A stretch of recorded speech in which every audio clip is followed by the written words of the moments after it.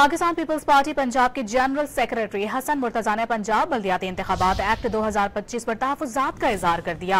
इस्लामाबाद में press conference करते हुए हसन मुर्तजा ने कहा कि ये प्री पोल धांधली है कि बल्दियाती इंतखाबात में कामयाब आजाद उम्मीदवार को एक माह में किसी सियासी जमात में शमूलियत करना होगी।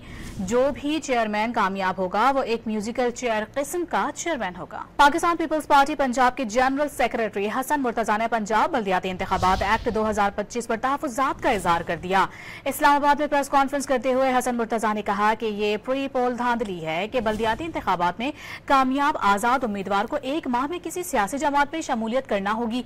जो भी चेयरमैन कामयाब होगा वो एक म्यूजिकल चेयर किस्म का चेयरमैन होगा। पाकिस्तान पीपल्स पार्टी पंजाब के जनरल सेक्रेटरी हसन मुर्तजा ने पंजाब बल्दियाती इंतखाबात एक्ट 2025 पर तहफुजात का इजहार कर दिया।